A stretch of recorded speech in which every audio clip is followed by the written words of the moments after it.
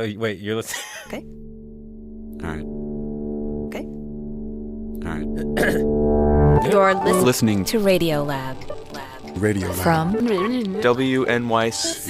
See? Yep. 3, 2, 1. Imagine your skin turned to feathers. Long, dark brown feathers. And your arms stretch to over twice the size of your body and catch the wind. And you're higher than the airplanes. You're soaring through the clouds. You're feeling the cold air go through your feathers. Suddenly, you start dive bombing down. And you drag your wings along the water of the lake. Your feet curl and grow talons, and you catch a fish, which you then devour with your very sharp beak on your very white head. You are a bald eagle now. In our language, we say wambli. I think I might be in the wrong room here. Where, you are not. You're not. You're not in the wrong room. What was that? Yeah. That was the first minute of an episode of Terrestrials. Okay. Which is Radiolab's family-friendly nature show. I've heard of it. Uh-huh. Also, we should say, I'm Latif Nasser. I'm Lulu Miller. This is Radiolab. Keep going. Yeah. And I'm bringing you one of these today. We're going to play one today because I'm here to announce we are rebooting the Radiolab for Kids feed. It is every 2 weeks there's going to be a new episode. We've got brand new Terrestrials episodes coming in about a month. But but whenever you go in there, you will get some family-friendly nature content. And we're going to keep this going all over the year. I'll be doing little intros. And we've kind of curated it to feel like a nature walk. So like whichever episode you pick, it's a trailhead and you go down this nature walk and you encounter something wild about the world.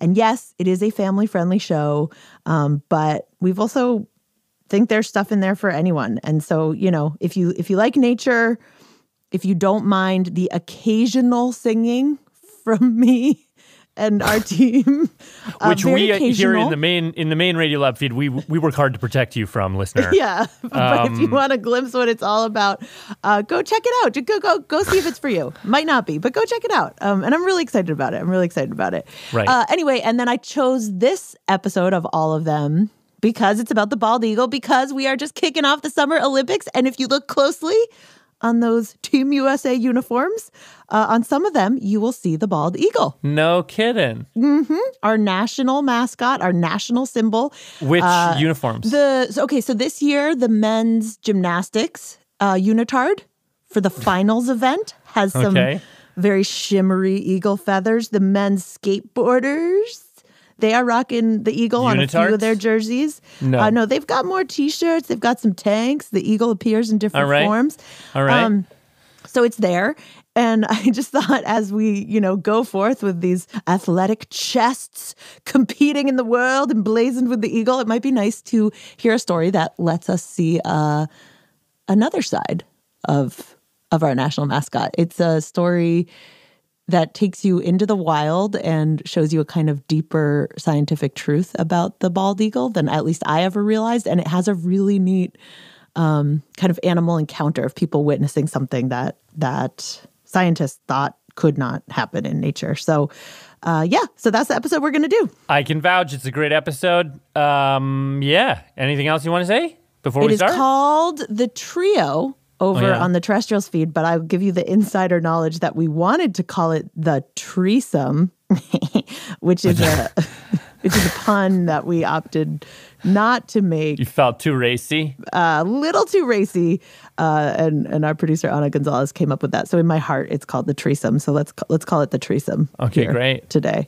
All right. All right. So here we go. Picking back up with the moment I force on all unsuspecting guests.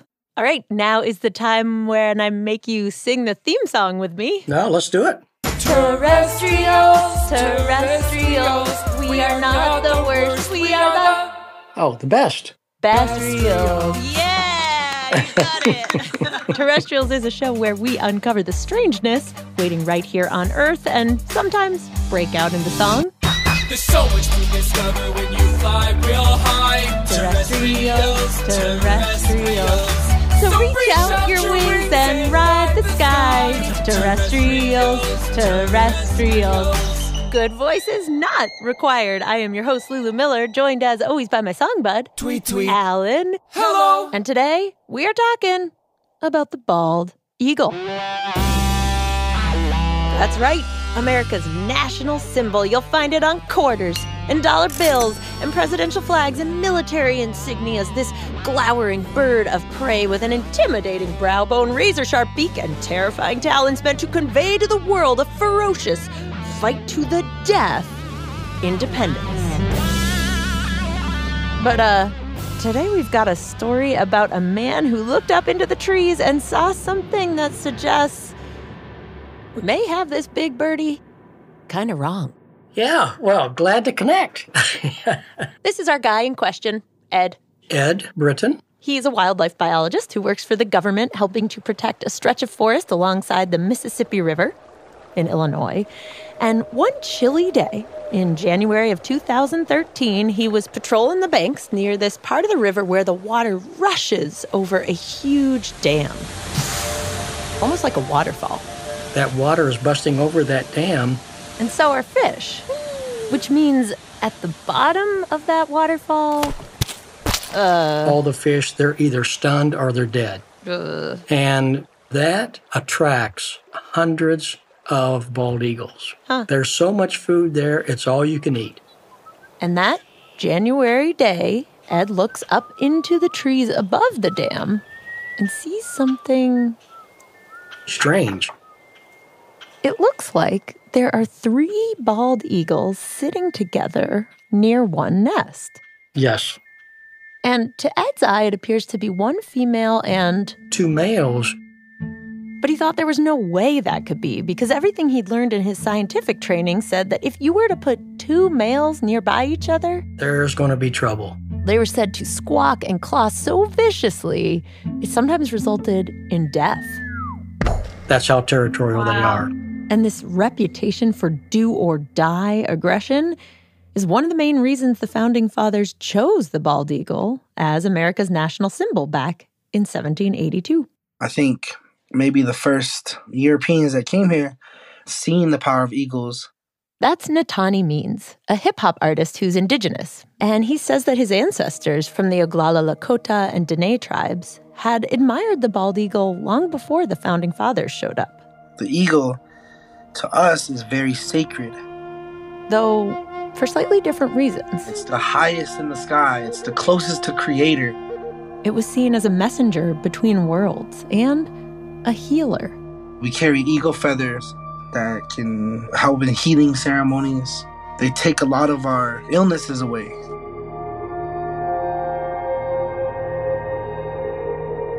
Now, the Founding Fathers weren't as focused on the potential healing in the feathers as they were in the potential fight in the talons, so they began carving images of the bird on swords and battleships to warn the world that they were not afraid to fight to the death to protect their newly claimed territory.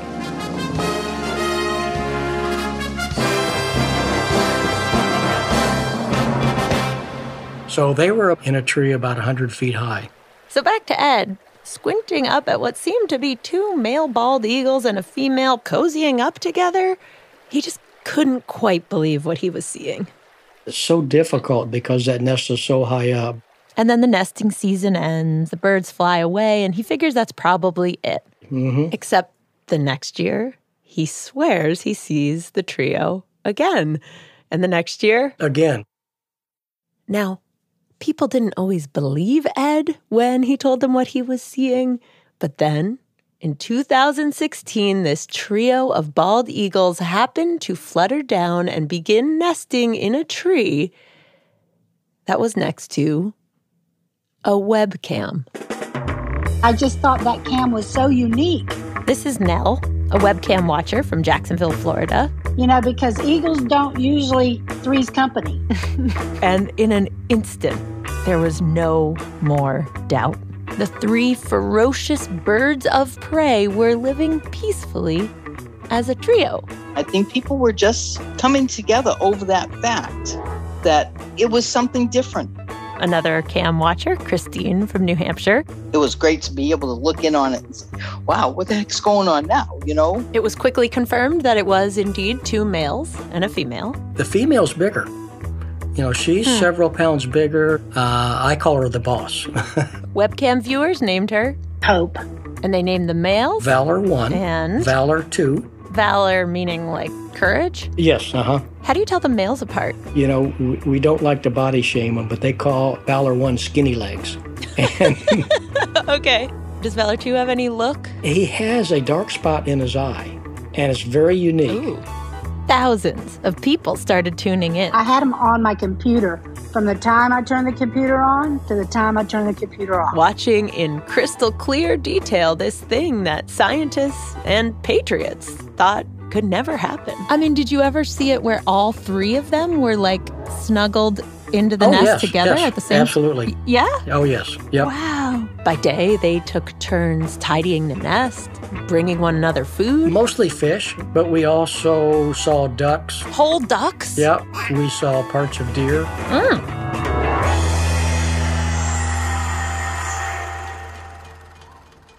And after many cold winter nights, keeping each other warm in that nest, come February, 3 white eggs appeared.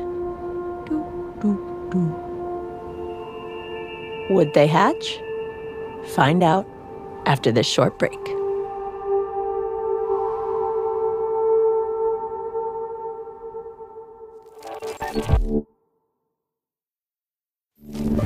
Latif. Lulu. Rady back with the Terrestrials story on bald eagles on Radiolab. Yes. Okay. So now it is early spring in Illinois, and up about 100 feet in a nest, 3 bald eagle parents have just welcomed, on camera for all the world to see,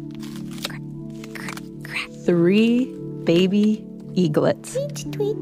You know, they were so tiny. Oh my, and so adorable. Yes, indeed. And as biologist Ed watches these 3 parents caring for their babies, 2 of them standing guard while one goes off to hunt, all 6 of the birds nuzzling down in the nest at night. They were the happiest family. He starts thinking about why this unusual trio actually makes sense.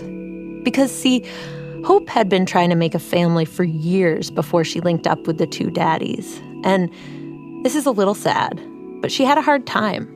Her baby sometimes got cold or fell out of the nest when she was away hunting, and they didn't always make it. Yeah, it was awfully sad. And those losses were huge because bald eagles had been endangered, almost extinct, so every birth mattered. Where I grew up in southern Illinois, we never saw bald eagles. That was back in the 40s and the 50s. I'm elderly. Humans had almost wiped out bald eagles from hunting them, cutting down their forests, using chemicals. But as Ed grew up, he was a part of the group of people who tried everything they could think of to save bald eagles. They protected forests and banned hunting of bald eagles and stopped using chemicals that harmed them. But looking up at the trees, he realized it was like this trio of eagles had come up with a brilliant technique all of their own. To be able to witness it, that's the miracle. You know, it doesn't have to be a traditional family for it to work. And by June, as the forest turned soft with green leaves, one by one, each of the 3 eaglets with newly lanky wings tested the air and leapt away. So long, Mom and Dad, I've had a blast. Now I'm leaving this nest. So long, Mom and Dad, it's been real, it's been fun, but now I gotta run, and I fly, so I'm saying goodbye. Gonna start a new life full of wild excitement and danger. Year after year, those 3 parents stay together. fledging more and more eaglets, and in the process, challenging scientists' notions about what a natural family looks like. Until one cold evening in March, Hope screams out. Eagles, when they alert, they have a certain call to one another. That's webcam watcher Nell again. I saw Hope looking up into the sky, and you could see she was tracking. And then she started doing her alert call to her partners to come, to come see what's going on. And what's going on is that two stranger eagles were dive bombing the nest, attacking Hope and her two newest babies. Our phone lines light up. With people saying, "Oh my gosh, something terrible's just happened. You've got to get out there and do something." Ed flips on his live feed of the cam and sees a very large bird, which we believe to be a female, was on the back of Hope. Her talons were digging into Hope's shoulders. There's no dads on the nest. The dads are both down on the ground fighting off the other invading eagle. The two babies, they didn't look good. They looked scared of this huge eagle attacking their mom. I wanted to reach through the computer monitor and grab that other eagle, is what I wanted to do. And they struggled for over an hour. The last thing I saw was Hope and her going off the nest. They basically dragged one another off one side of the nest and went down to the ground. Ed and his team rush out into the forest to search around on the ground for Hope. But meanwhile, up in that nest, those babies are all alone. It looked like they hadn't been fed for a while. They were ragged. They were weak. And then suddenly, I saw the dads taking over, Valor 1 and Valor 2, like little troopers. The dads fly back up into the nest to defend their babies. It was such a relief that they were there. But right on their tails are the two invading eagles. They return and they keep attacking. They wanted to kill everything up there and take the nest over. The sun rises, and the attackers keep at it for days, weeks. But those dads? They just defended that nest with their lives, not caring what happened to them, but caring for those little baby eaglets. Oh. And the two dads, Valor 1 and Valor 2, very valiantly fought off this pair of eagles. Wow. And after about 3 weeks, the attacks finally ended. Hope was never seen again.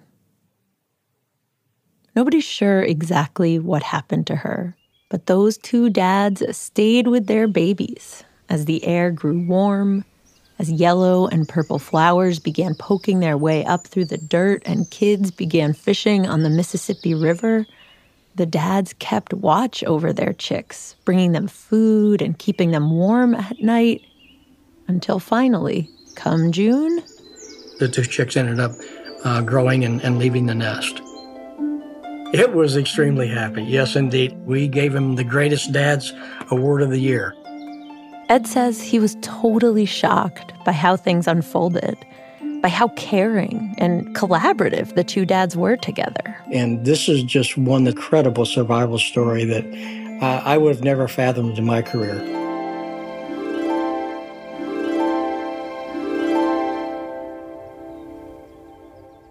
There's a lot that people don't know about eagles. This is Natalia again. They're very compassionate. And what Ed learned from watching the trio, Natalia learned from his family and culture. The first time I saw an eagle, he was huge, man, huge. I went home and I told my dad, hey, I seen an eagle today.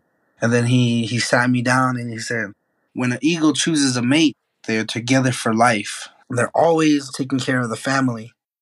It was then that Natalia first learned about the bald eagle's softer side, how the creature isn't only about fighting. But it's also a symbol of love and relationship. And that's why in the Lakota tradition, you can earn a bald eagle feather if you do something particularly caring. It could be a lot of things, It could be, being a social worker or a nurse that saves lives. Just anything you do that's selfless and not for yourself, but for the people, so the people may live. Natani gets some eagle feathers out that he got from different ceremonies and begins brushing them over his face. It feels good, gives you chills. And he tells me about a really bad day a few years back when he just felt lonely, like no one cared about him. I was sitting right here in the spot. There was a bunch of eagle feathers hanging right here. I was like, I got eagle feathers protecting me. These eagle feathers protecting me. A song started coming to him. So then I just started writing, and it just came out. Got these eagle feathers protecting me. Yeah, got these eagle feathers protecting me. Got these eagle feathers. He said that when he thinks about how these creatures behave in myths and the wild, When I fan myself off, when I bring these over my face, it's like I feel a connection to these birds. And this might sound funny or might sound off, but I feel a connection to my ancestors. I do. Like, I don't have to be lost because I feel love. Eagle feathers protecting me. Got these eagle feathers protecting me. Yeah, got these eagle feathers protecting me. when I tell him the story of how caring those dads in the trio were observed to be, he's not surprised. Oh, no, yeah. Science is catching up to indigenous philosophy for sure. Protecting me. Now, as for the end of our eagle story, when a trio loses one of its members, that's it for the trio, right? Oh, no. Because it turned out that the next fall, the two dads returned with a new female. And we were just going, how did you do that? So if I went right now, like, could I peek? You sure could. Yep. I pull up the live feed of the nest. So I'm looking at it right now. So I see this. It's winter, so it's a tree without leaves, and there are all these. And some 4 years later, that new trio is still together. As Ed and I talked, we could see them up there in the nest together. And I see the white head and the yellow beak of an eagle. She's just laying eggs. Wow. All told, the two dads have lived together in a trio for about a decade, fledged about 20 eaglets, and been a part of the story that, along with some human help, brought the number of bald eagles back from near extinction and got them off the endangered species list. Yeah. I look at this as probably one of the greatest wildlife success stories that we've ever had in the United States. And as for that trio being an outlier, is that the only trio of bald eagles there is? It is not. That's Crystal Flesher. She works for the American Eagle Foundation. And in her spare time, she's an amateur birder. Do you have a pair of binoculars around your neck? I carry a pair of binoculars in my car. Well, one day, about 4 years ago, Crystal was out fishing with her husband. In Dandridge, Tennessee. On a lake. I knew about a nest there prior to going fishing, and I've checked it out a couple times, and I never really saw anything abnormal. But the day that I was out there, I saw 3 eagles perched together. And they seemed calm, almost familiar with each other. And when she got a better look through her binocs, it looked to her like 2 males and 1 female. Another trio. And while Crystal says they're not really famous, they're certainly not a Valor 1, Valor 2 level of celebrity. Right. She says they do have their own local fans who have photographed them and named the female Bandit. And she hopes one day they too can get a webcam. And so those 2 trios, that's it though, right? That we know about? Oh, definitely not. There was some observed in Alaska in 1977, in Minnesota in 1983. There is a trio in New York. And then in California in 1992. There's one in Arkansas.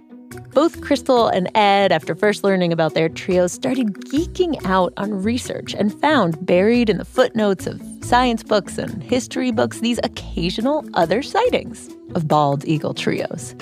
And they realized that maybe this quote-unquote cooperative nesting, as the scientists call it, was not nearly as uncommon as they thought. I think we'd probably be amazed if we really knew all of the unique things that happened with wildlife because we just don't know the secrets in their life. Ed says this whole experience really flipped his understanding of bald eagles, helped him to see that in a certain way, he had been blinded by the eagle on the quarter, blinded by the story of the bird as a ferocious and independent being.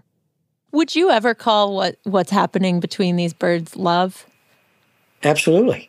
Absolutely. Oh, you would? Oh, absolutely. You would? Yes, indeed. You don't shy away from that word Not between whatsoever. animals? No. It's family bonding, and that happens. Love is family. I see nothing wrong with saying love in animals.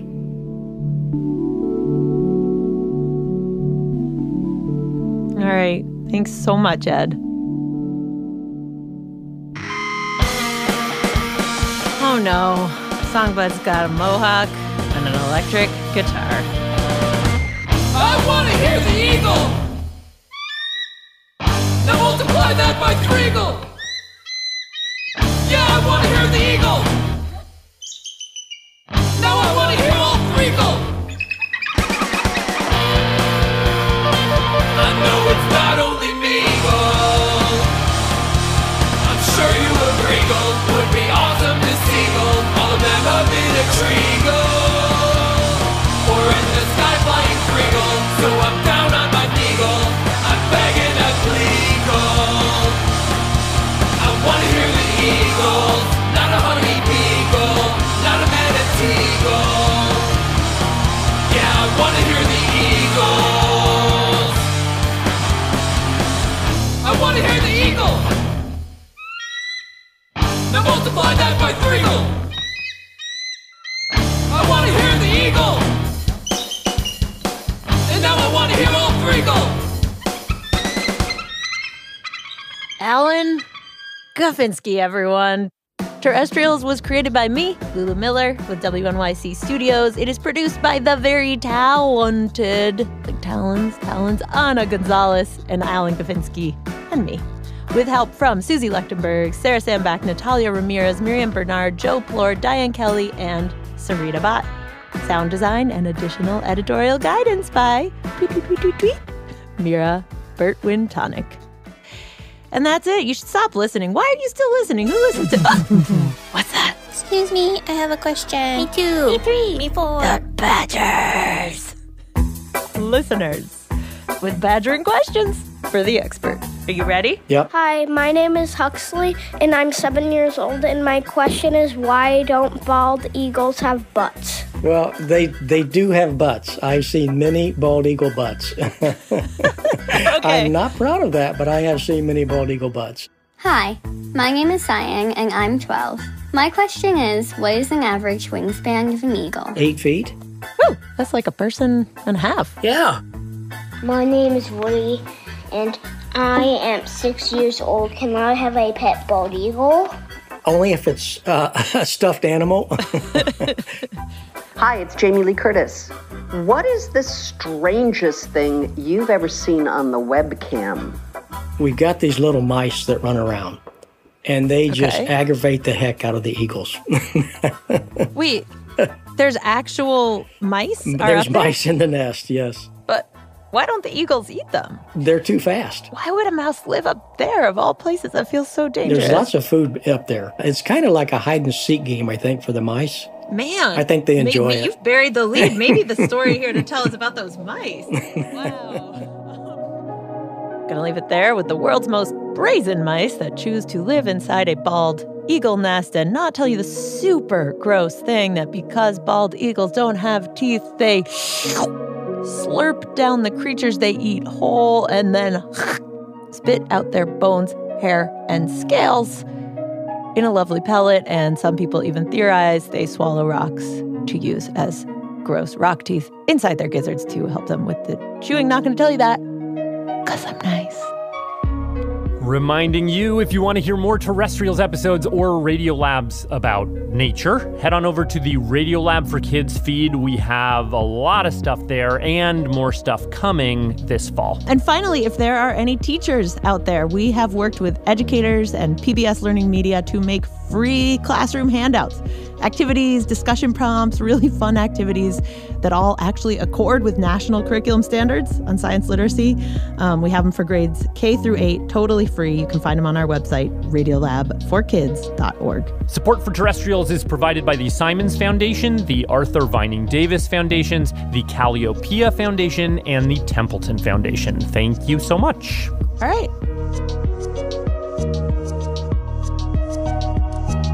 Hi, I'm Rianne, and I'm from Donegal in Ireland, and here are the staff credits. Radiolab was created by Jad Abumrad and is edited by Soreen Wheeler.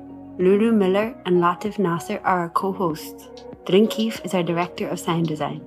Our staff includes Simon Adler, Jeremy Bloom, Becca Bressler, W. Harry Fortuna, David Gable, Maria Paz Gutierrez, Sindhu Na Nasamadan, Matt Keelty, Annie McEwen, Alex Neeson, Sarah Kari, Valentina Powers, Sarah Sandbach, Ariane Wack, Pat Walters, and Molly Webster.